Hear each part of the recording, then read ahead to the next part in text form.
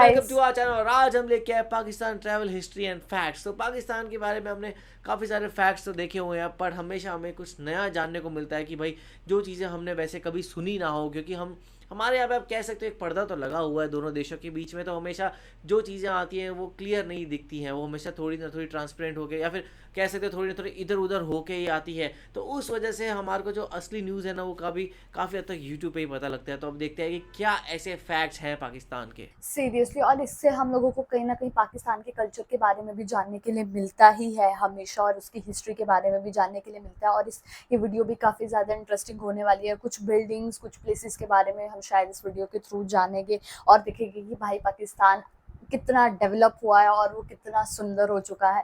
तो स्टार्ट करते हैं इस वीडियो को। कस्बों के लोग आबाद हैं। दोस्तों, आपने ख्योरा माइन का नाम तो सॉल्ट सुना माइन। होगा। ये माइन सबसे पुरानी और दुनिया ओ के माय, दूसरे नंबर पर आती है। वाह, पाकिस्तान दुनिया को नमक एक्सपोर्ट भी कितनी करता है। सुंदर है। यहाँ आपको एक बात बताता चलूं, फुटबॉल में भी पाकिस्तान टॉप रैंकिंग में है। हैं? आप सोच रहे होंगे फुटबॉल टीम की बात क्या कर रहा बात हूँ। है। नहीं, टीम तो रैंक नहीं में बनाने सबसे में। नीचे है। फुटबॉल बनाने के लिहाज से पाकिस्तान दुनिया का बेस्ट फुटबॉल तैयार करता है, हाँ। जिसको हाथ की मदद से क्या तैयार किया बात जाता है है। यार। फुटबॉल बनाने की ज्यादातर फैक्ट्रियां सियालकोट में मौजूद हैं। वाह। एक रिपोर्ट के मुताबिक दुनिया का 80% फुटबॉल पाकिस्तान में तैयार किया जाता है। दोस्तों, पाकिस्तान में तालीम की शरह 60% है, जो बहुत दुनिया बड़ा के नंबर। दूसरे मुल्कों के निस्बत बहुत कम है। ओनली 60%। क्योंकि एजुकेशन ऐसा शोबा है जो मुल्क की तरक्की में सबसे अहम किरदार अदा करता है। आपने अक्सर पाकिस्तान की सड़कों पर ट्रक देखे होंगे। हाँ। क्या आप जानते हैं पाकिस्तान के ट्रक दुनिया के सबसे खूबसूरत ट्रक माने जाते हैं? हाँ। इस पर किए गए नक्शो वाह। नगार को ट्रक आर्ट कहा जाता है। ट्रक को दुल्हन की कितना तरह सुंदर सजाया है, जाता वैसे है, बहुत सुंदर जैसा कि है। आप वाह। स्क्रीन कितना पर देख खर्चा रहे करते हैं। हैं अपनी ट्रक पे। बहुत दुनिया प्यारा। का मैंने आज सबसे से पहले लंबा ऐसे ट्रक पत्थरों की कभी नहीं मदद से देखा है। बनाया गया हाईवे भी पाकिस्तान में मौजूद है। अच्छा। इस हाईवे का नाम पत्थरों की कराकरम मदद हाईवे है। काराकोरम ये हाईवे। बहुत खूबसूरत हाईवे है। कराकरम यहाँ के हाईवे। नज़ारे देखने लायक हैं। बहुत इस प्यारा। हाईवे के नज़ारे देखने के बाद वाह शायद यार। स्विट्जरलैंड को भी आप भूल जाएं। पाकिस्तान बहुत में खूबसूरती सुंदर। की कमी नहीं, कमी सिर्फ इंफ्रास्ट्रक्चर की है, अच्छे वाह। होटल्स की है, जहाँ दुनिया के दूसरे लोग आकर रह सकें। क्या आप जानते हैं दुनिया की सबसे वही। ऊंची एटीएम मशीन भी पाकिस्तान अरे में वाह। मौजूद है। इस मशीन की ऊंचाई क्या बात है, 16,007 ऊंची कौन फीट है। निकालने जाता होगा ये पैसे वहाँ नेशनल पे। बैंक ऑफ पाकिस्तान का 16,007 एटीएम है, जो फीट। पाकिस्तान चाइना बॉर्डर के पास लगाया गया है, जिसे सोलर सिस्टम और विंड एनर्जी से चलाया जाता है। दुनिया की सबसे पुरानी सिविलाइजेशन भी पाकिस्तान में ही मौजूद है। एक अंदाजे के मुताबिक ये सिविलाइजेशन 7,000 साल से भी ज्यादा पुरानी है। दुनिया का सबसे हड़प्पन बड़ा civilization। एम्बुलेंस सिस्टम का ओह। रिकॉर्ड भी पाकिस्तान के पास है। इस एम्बुलेंस सिस्टम को ईदी क्या फाउंडेशन ने बात बनाया, है। जिसके पास 1800 से ज्यादा एम्बुलेंस ईदी मौजूद फाउंडेशन। हैं। इसमें कोई शक नहीं कि पाकिस्तान के मायशी हालात ज्यादा बेहतर नहीं हैं। लेकिन क्या पाकिस्तान के हालात हमेशा से ऐसे थे? इसका जवाब है नहीं। आपको ये बात सुनकर हैरानगी नहीं, होगी, obviously। 1960 में पाकिस्तान ने जापान को कर्जा दिया था, हाँ? क्योंकि वर्ल्ड वार 2 के बाद जापान अच्छा। मुकम्मल तौर पर तबाह हो चुका था। ओ भाई। जापान ने कर्जा बहुत से दिया मुल्कों था। से हम कर्जा लोग लिया, हमेशा सोचते हैं जिनमें कर्जा लिया पाकिस्तान भी है। शामिल पाकिस्तान है। कर्जा देता दोस्तों, था। इसके अलावा 1963 में $25 मिलियन कर्जा पाकिस्तान ने जर्मनी को भी दिया। जर्मनी को भी इस दिया वक्त था। पाकिस्तान के प्रेसिडेंट अयूब खान थे। आपने अक्सर पाकिस्तान स्टील मिल का नाम तो बात। सुना होगा। इसको 1970 में सोवियत यूनियन की मदद से तैयार किया गया। 20वीं सदी के आखिर तक ये एशिया की सबसे बड़ी स्टील मिल बन चुकी थी, वाह। जिसने चाइना, इंडिया और जापान को भी पीछे छोड़ दिया था। फिर ये स्टील मिल एक साल में 1.1 भाई साहब। मिलियन टन की प्रोडक्शन करती थी। लेकिन 21वीं सदी के शुरू में स्टील ओह मिल का भाई जवाल साहब। शुरू हुआ, जो करप्शन और मिसमैनेजमेंट की वजह से था। क्या इसके यार। यूनिट्स बंद होते गए और स्टील मिल नुकसान में जाना शुरू हो और अब गई। खत्म। अल्लाह ताला ने पाकिस्तान को ज़राअत जैसी ओके। नेमत से भी बहुत ज़्यादा नवाजा, लेकिन इस मुल्क के हुक्मरान और कौम ने इस नेमत का फ़ायदा नहीं उठाया। 1947 से 1960 के दौर में पाकिस्तान की 3 सबसे अहम फसलें थीं: कपास, चावल और गंदम, जो मुल्क की ज़रूरियात को पूरा कर रही थी।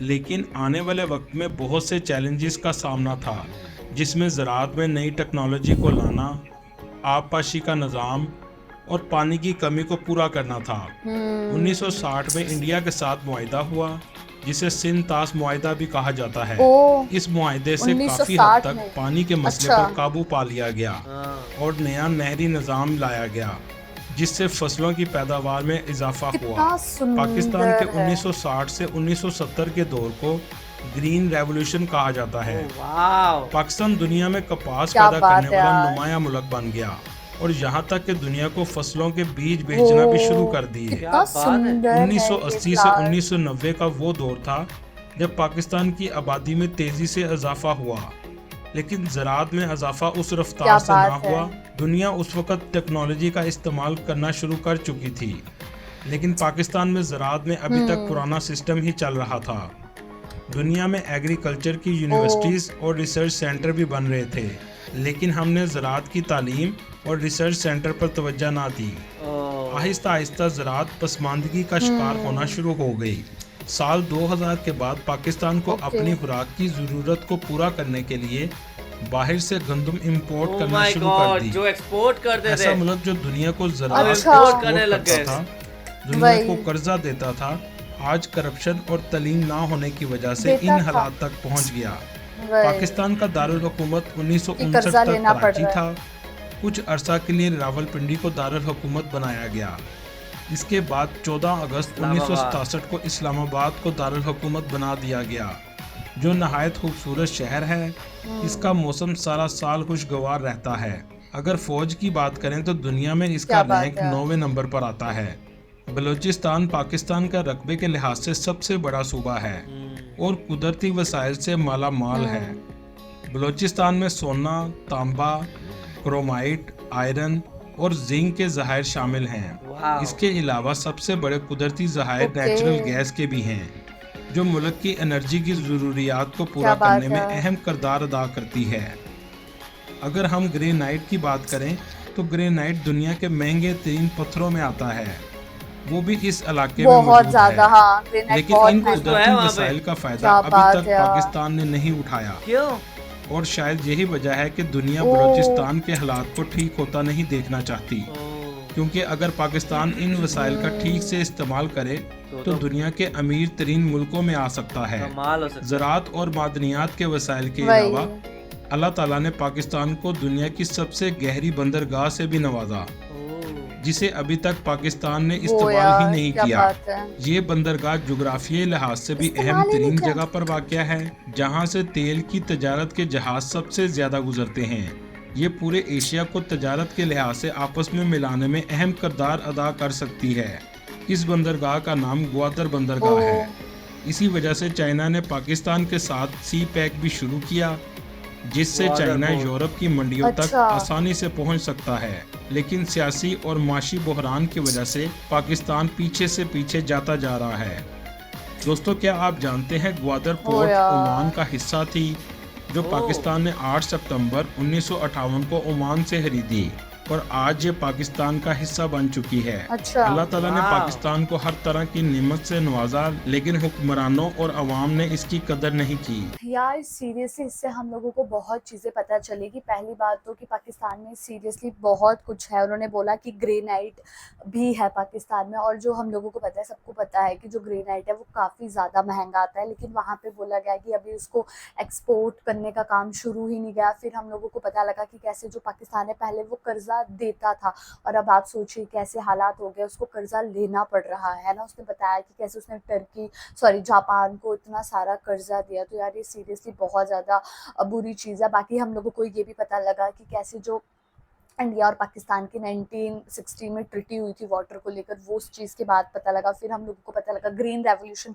1960 से 1970 को बोला गया पाकिस्तान में। फिर हम लोगों को ये फुटबॉल वाली चीज़ पता लगी कि कैसे पाकिस्तान है वो 80% जो प्रोडक्शन होती है वो पाकिस्तान से होती है। तो काफ़ी इंफॉर्मेटिव वीडियो थी ये। वही देखा जाए तो यहाँ पे पाकिस्तान किस तरीके से पहले इतना अमीर और इतना अच्छा हुआ करता था, कितने ज़्यादा उसके पास फैसिलिटीज़ हुआ करती थी। लेकिन पहले वो यहाँ पे एक्सपोर्ट किया करता था वहाँ पे अपने एग्रीकल्चर गुड्स का, लेकिन अब ऐसी हालत हो गई कि इंपोर्ट करना पड़ रहा है। और उससे पता लगता है कि एक टाइम तक तो बहुत अच्छा चल रहा था, फिर इतना बड़ा टर्मोइल आया एंड वहाँ से डाउनफॉल आना शुरू हो गया है। तो ये कहीं ना कहीं बहुत सैड बात है। और जो जितनी सारी चीज़ें वो बता रहे थे, चाहे वो स्टील हो, चाहे वो एग्रीकल्चर प्रोडक्ट्स हो, सब एक टाइम पे बहुत अच्छे हुआ करते थे। इवन पाकिस्तान काफ़ी अच्छा कर रहा था इकोनॉमिकली, बट अभी एकदम से ही बहुत डाउन हो गया है। तो आपका इस बारे में क्या कहना है, आप हमें कमेंट सेक्शन में ज़रूर बताएगा।